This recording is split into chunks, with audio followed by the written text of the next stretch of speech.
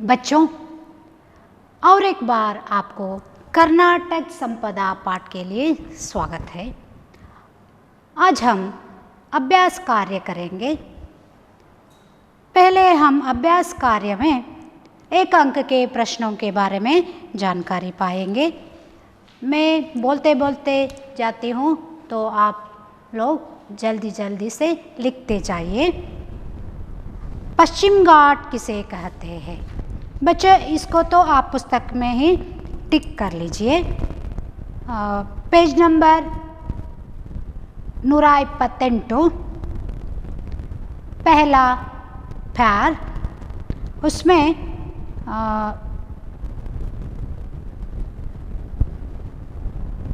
4वीं पंक्ति में है।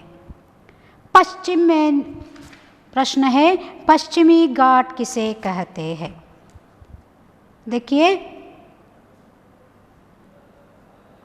पश्चिम में विशाल अरबी समुद्र लहराता है।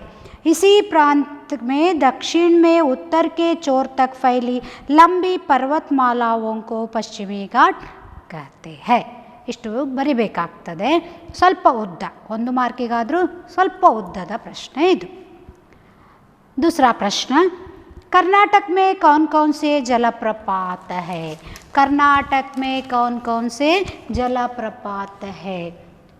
एक जोग, अभी, गोकाक और शिवना समुद्र, ये 4 जलप्रपातों को लिख लीजिए।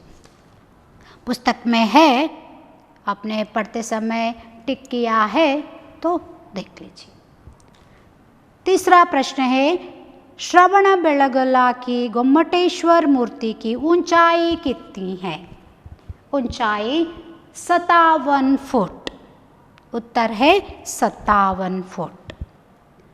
चौथा प्रश्न है, किस नगर को सिलिकॉन सिटी कहा जाता है? बेंगलुरु को सिलिकॉन सिटी कहा जाता है। किस नगर को? बेंगलुरु। 5वीं प्रश्न, भद्रावती के 2 प्रमुख कारखानों के नाम लिखिए। ಭದ್ರಾವತಿಯ 2 ಪ್ರಮುಖ ಕಾರ್ಖಾನೆಗಳ ಹೆಸರನ್ನು ಬರೆಯಿರಿ। कागज़, आपको जो आसान है वही याद कीजिए। कागज़, लोहे। कागज़ ಅಂದರೆ ಕಾಗದ, लोहे ಅಂದರೆ ಕಬ್ಬಿಣ। कागज़ और लोहे। Next question, Saint Philomena Church किस नगर में है? सेंट फिलोमिना चर्च मैसूर में है। किस शब्द के बदले में आपको क्या लिखना है? मैसूर, इतना ही। 7वां प्रश्न, बीजापुर नगर का प्रमुख आकर्षणीय स्थान कौन सा है? बीजापुर नगर का प्रमुख आकर्षणीय स्थान है गोल गुंबज। गोल गुंबज के विस्परिंग टावर। गोल गुंबज लिखते हैं तो बस ठीक है। 8वीं प्रश्न, अरबी समुद्र कर्नाटक की किस दिशा में है? अरबी समुद्र कर्नाटक के किस दिशा में है? कर्नाटक के पश्चिम दिशा में है। कर्नाटकದ ಪಶ್ಚಿಮ ಭಾಗದಲ್ಲಿ ಇದೆ। कर्नाटक की दक्षिण दिशा में कौन सी पर्वतमालाएं शोभायमान? दक्षिण दिशೆಯಲ್ಲಿ ಯಾವ ಪರ್ವತಮಾಲೆ ಶೋಭಾಯಮಾನವಾಗಿದೆ ಅಂದರೆ नीलगिरी। नीलगिरी पर्वतमाला ये शोभायमान है। तो एक अंक के लिए आने वाले प्रश्नों का उत्तर हुआ। उसके बाद 2 अंकों वाले प्रश्न आता है, कर्नाटक की प्रमुख नदियाँ और जलप्रपात कौन कौन से है? तो आप पेज नंबर 129 आ जाइए। 129ನೇ ಪೇಜ್ಗೆ ಬನ್ನಿ।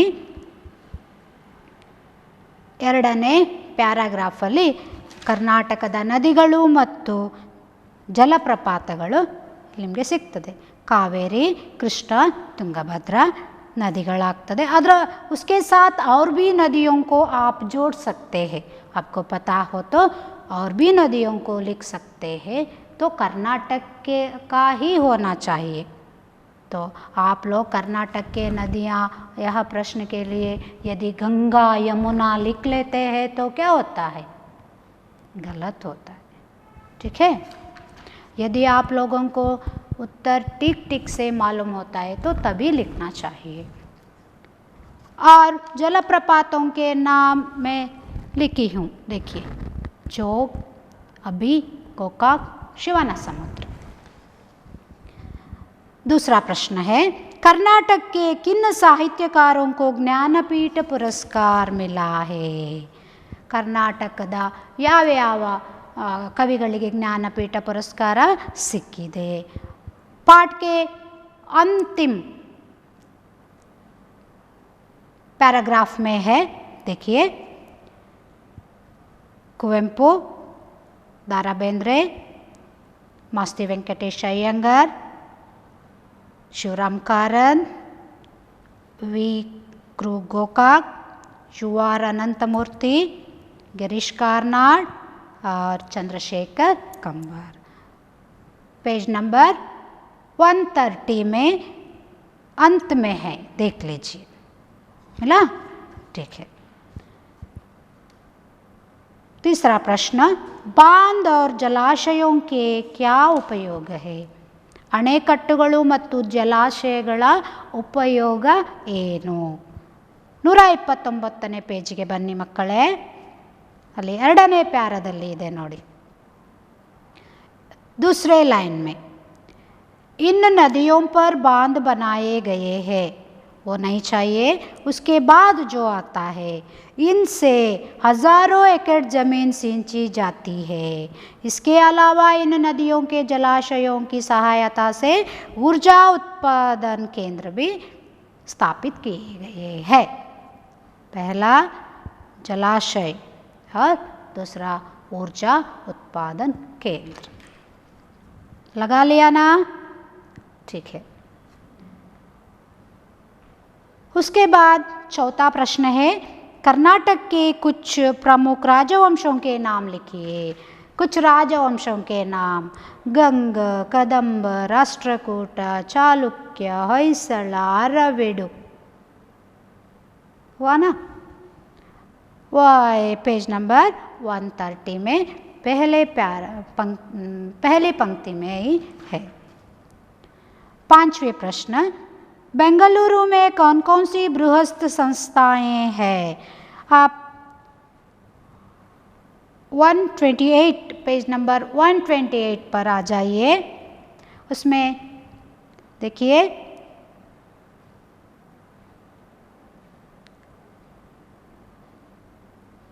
आपको वहाँ मिलता है, देखिए, यहाँ प्रसिद्ध भारतीय विज्ञान संस्था मिला, ठीक है, HAL, HMT, ITES, BHEL, BEL, सिक्कितला, ओके।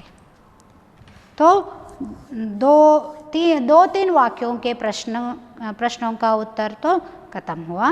उसके बाद 4-5 वाक्यों में बहुत ही इम्पोर्टेंट है बच्चों, यदि आता है तो 3 अंक के लिए आता है ये प्रश्न या 4 अंक के लिए आता है। तो आपको इन 3 प्रश्नों को यदि आप लोग सीख लेते हैं तो आपको गारंटी 3 अंक मिलेगा या 4 अंक गारंटी मिलेगा। कर्नाटक के प्रकृति सौंदर्य का वर्णन कीजिए। पहला दिन ही मैंने आप लोगों को लगवाया है और पॉइंट भी करके दिखाया है, तो आप कुछ लोग सीख भी लिया है। कर्नाटक के पहले जो पैराग्राफ में है आप लोगों ने लगा लिया है, तो अब लगाने की कोई ज़रूरत नहीं है। कर्नाटक की शिल्पकला का परिचय कीजिए। कर्नाटक के शिल्पकला के परिचय मैंने 7 पॉइंट में आप लोगों को बताया है। 129ನೇ ಪೇಜಲ್ಲಿ 3ನೇ पैराग्राफಲ್ಲಿ ಸಿಗ್ತದೆ। कर्नाटक राज्य की शिल्पकला अनोखी है, वहाँ से आप लोगों को लिखना है। पूरा शायद 10 लाइन होगा। आप पूरा लिख लेंगे तो आपको 4 अंक या 3 अंक ज़रूर मिलेगा। लगा लिया? ओके। तीसरा प्रश्न है, कन्नड़ भाषा तथा संस्कृति को कर्नाटक के साहित्यकारों की क्या देन है? ಕನ್ನಡ ಭಾಷೆ ಮತ್ತು ಸಂಸ್ಕೃತಿಗೆ ಕರ್ನಾಟಕದ ಸಾಹಿತಿಗಳ ಕೊಡುಗೆ ಏನು ಅಂತ ಹೇಳಿ आप लोग 130 पेज नंबर 130 को आ जाइए। वहाँ देखिए, कर्नाटक के अनेक साहित्यकारों ने सारे संसार में कर्नाटक, हाँ मिला ओके, कर्नाटक की कीर्ति फैलाई है। ಎರಡನೇ ಪ್ಯಾರಾಗ್ರಾಫಲ್ಲಿದೆ, ಅಲ್ಲಿ ಹಾಕ್ಕೊಳ್ಳಿ। ಆ पूरा पैराग्राफನ್ನು हाकोळ्ಬೇಕು। कर्नाटक के अनेक साहित्यकारों ने सारे संसार में, वहाँ से लेकर उसके नीचे जो अंत तक आपको लगाना, टिक करना होगा। पॉइंट पॉइंट बनाकर आप सीखते हैं यदि, तो आपको क्या होगा, बहुत आसान होगा, याद रखने में आपको बहुत आसान होगा। ये 3 प्रश्न, ये तीनों प्रश्नों को आप यदि याद कर लेंगे तो आपको गारंटी 4 या 3 अंक ज़रूर मिलेगा। एक तो प्रश्न आएगा ही, ठीक है। उसके बाद हम जो कोष्टक में कुछ शब्दों को दिए गए हैं उसको चुनकर हम यहाँ रिक्त स्थानों को भरेंगे। कर्नाटक को डैश का आगर कहते हैं, याद कीजिए, पाठ करते समय सुनाए ना, याद कीजिए। हाँ, चंदन, ठीक है। दूसरा, गोमटेश्वर की प्रतिमा दुनिया को त्याग और डैश का संदेश दे रही है। क्या है? त्याग और शांति। त्याग और एक है उसमें, है ना, शांति, ठीक है। मैसूर का राजमहल कर्नाटक के डैश का प्रतीक है। मैसूर का राजमहल कर्नाटक का वैभव का प्रतीक है, ठीक है। कर्नाटक के अनेक साहित्यकारों ने सारे संसार में कर्नाटक की डैश फैलाई है। क्या है या क्या हो सकता है? उत्तर कीर्ति, ठीक है। उसके बाद कन्नड़ या अंग्रेजी में अनुवाद कीजिए। हमें अनुवाद करना है, हमारे जो कन्नड़ भाषा में अनुवाद करना है। पहला है, कर्नाटक में कन्नड़ भाषा बोली जाती है और इसकी राजधानी बेंगलुरु है। ಕರ್ನಾಟಕದಲ್ಲಿ ಕನ್ನಡ ಭಾಷೆಯನ್ನು ಮಾತನಾಡುತ್ತಾರೆ ಮತ್ತು ಇದರ ರಾಜಧಾನಿ बेंगलुरु। दूसरा, कर्नाटक में चंदन के पेड़ विपुल मात्रा में है। कर्नाटकದಲ್ಲಿ ಚಂದನದ ಮರಗಳು ಸಮೃದ್ಧವಾಗಿ ದೊರೆಯುತ್ತವೆ। तीसरा, जगनमोहन राजमहल का पुरातत्व वस्तु संग्रहालय अत्यंत आकर्षणीय है। जगनमोहन राजमहल पुरातत्व वस्तु संग्रहालय अत्यंत आकर्षणीयवाಗಿದೆ। वचनकार बसवಣ್ಣ क्रांतिकारी समाज सुधारक थे। वचनकार बसवಣ್ಣನವರು ಒಬ್ಬ क्रांतिकारी समाज सुधारकरागिದ್ದರು। लिख लिया? आगे चलेंगे, ठीक है, आ जाइए। नमूने के अनुसार इन शब्दों के पर्यायवाची शब्द लिखिए। बच्चों, आपको पता है पर्यायवाची शब्द का अर्थ? जी हाँ, पर्यायवाची का अर्थ है, क्या है? क्या है पर्यायवाची का अर्थ? क्या है पर्यायवाची? ಅದಕ್ಕೆ ಸಮವಾದ ಇನ್ನೊಂದು ಪದ ಪರ್ಯಾಯವಾಗಿ ಅಲ್ವಾ? ಓಕೆ, पहले ऊपर उदाहरण दिए हैं, एक शब्द दिया गया है, उसके लिए 3 ಪರ್ಯಾಯವಾಚಿ ಶಬ್ದ. ಒಂದು ಶಬ್ದಕ್ಕೆ 3-4 ಅದೇ ರೀತಿಯ ಬೇರೆ ಬೇರೆ ಹೆಸರುಗಳಿರ್ತದೆ. ಹಾಗೆ ಒಂದು ಉದಾಹರಣೆಯನ್ನು ಕೊಟ್ಟಿದ್ದಾರೆ. ಪರ್ವತ್, अद्री, पहाड़, गिरी. उसी प्रकार हमको 3 लिखना चाहिए. पहला शब्द है सागर. सागर के पर्यायवाची शब्द है समुंदर, सिंधु, जलधि और भी बहुत सारे हैं. एक एक्स्ट्रा लिख लीजिए, रत्नाकर. दूसरा है आघार. आघार का मतलब है घर, आवास, भवन, गृह, माने. तीसरा है जल. जल का अर्थ पानी, नीर, अंबु, बहुत सारा है. चौथा है आकाश. आकाश, अंबर, आसमान, नभ, गगन. कितना है ना? ठीक है, मैंने 4 दिया है. आप लोगों को 2-3 तो याद रखना पड़ेगा. उसके बाद विलोम शब्द लिखिए. विलोम शब्द को लिखना है सुंदर. जी हाँ, सुंदर का विलोम है कुरूप. लिख रहे हैं ना आप लोग? यदि आपको कष्ट लगा, लिखने में कष्ट लगा तो बोल दीजिए, मैं शामपट पर लिखूंगी. विदेश, स्वदेश. आदि, अनादि. सजीव, निर्जीव. सदाचार, अनाचार. आयात, निर्यात. उसके बाद उदाहरण के अनुसार बहुवचन रूप बनाइए. वहाँ आसान है, वहाँ एक उदाहरण दिए गए हैं, उसी प्रकार से हम लिखते जाएंगे. तो आप घर में भी यह लिख सकते हैं. देखिए, सुनिए और घर जाकर लिखिए. मूर्ति, मूर्तियाँ. उपलब्धि, उपलब्धियाँ. कृति, कृतियाँ. नीति, नीतियाँ. संस्कृति, संस्कृतियाँ. पद्धति, पद्धतियाँ. उदाहरण के अनुसार ऐसे यहाँ लिखते जाना. इसके बाद हम संधि विच्छेद करेंगे.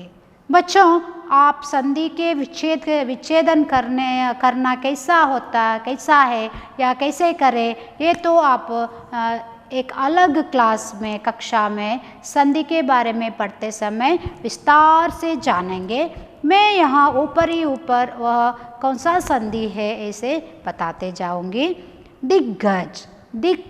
दिक प्लस गज, दिग्गज व्यंजन संधि है. पर्वतावली. पर्वत प्लस आवली, पर्वतावली, दीर्घ संधि. संग्रहालय. संग्रह प्लस आलय, संग्रहालय. ये भी दीर्घ संधि का उदाहरण है. जगनमोहन. जगत प्लस मोहन, जगनमोहन. यह भी व्यंजन संधि है. जलाशय.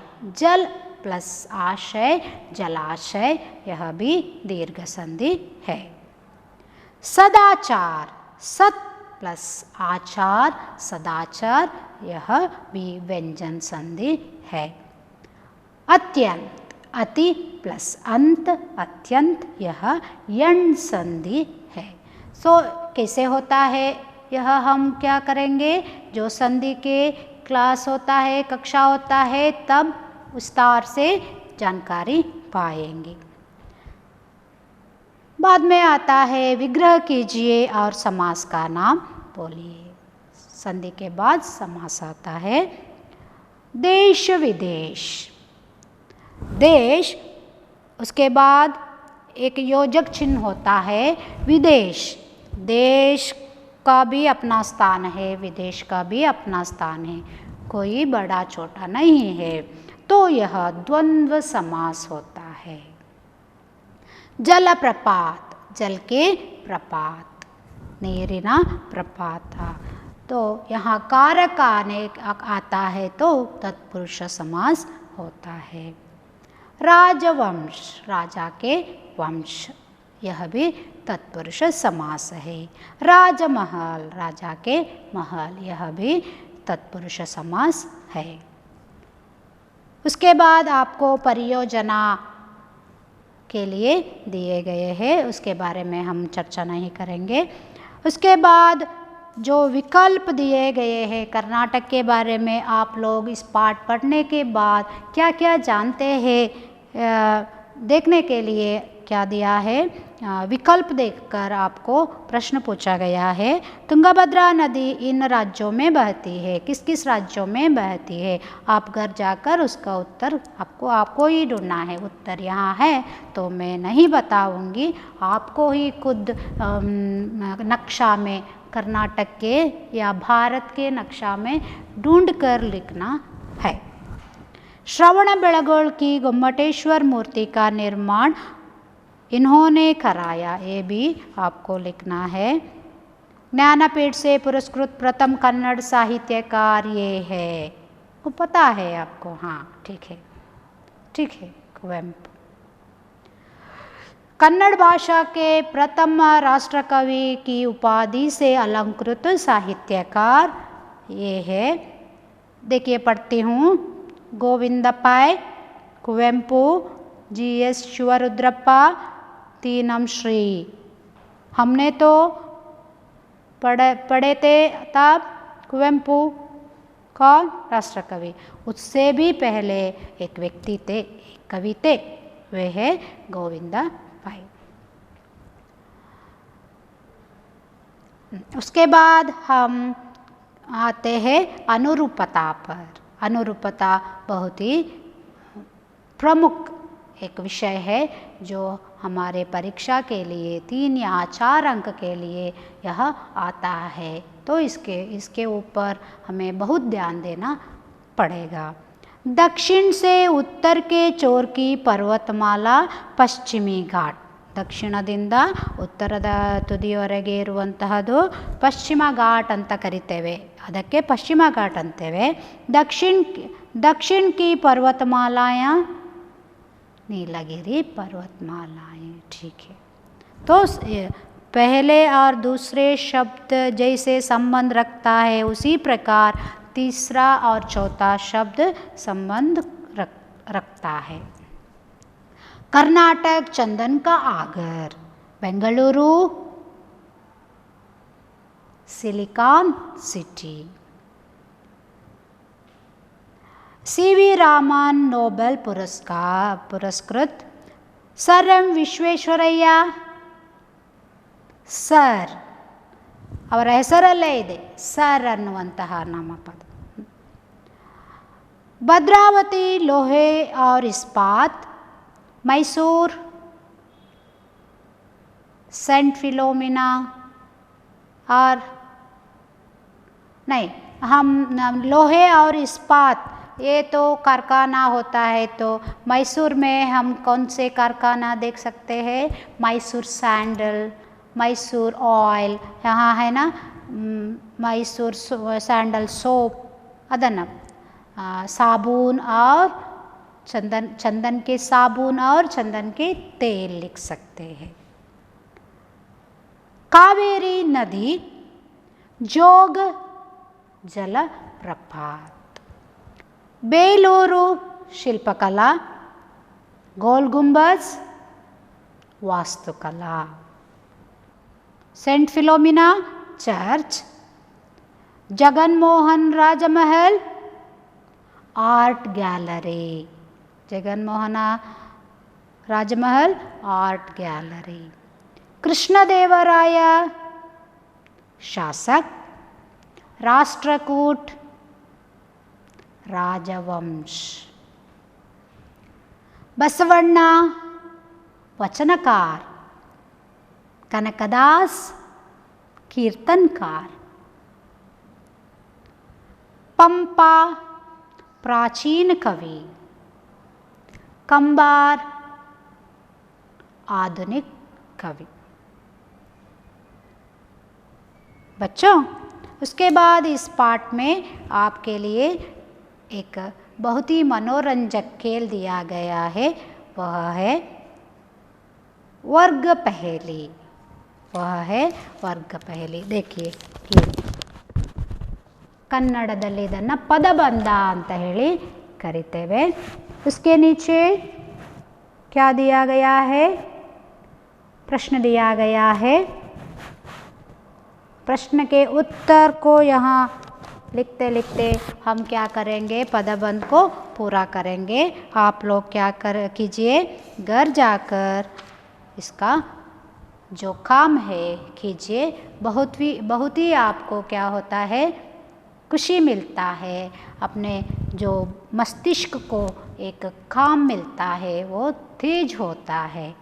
कुछ लोगों के अभ्यास होता है, जो पत्रिकाओं में पदबंध आता है या मास पत्रिका या वार पत्रिका में जो पदबंध आता है, तो आते ही वो पत्रिका आते ही हम क्या करते हैं, उसको लिखने बैठ जाते हैं।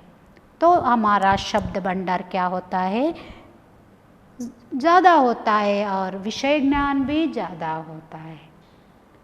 बच्चों, यह सब लिख के आप लोग इस पाठ के प्रश्नों को सीखने की तैयारी कर लीजिए। इस पाठ में जो जो प्रश्न आता है परीक्षा में, उसके लिए आपको शुभकामनाएं हैं। धन्यवाद बच्चों।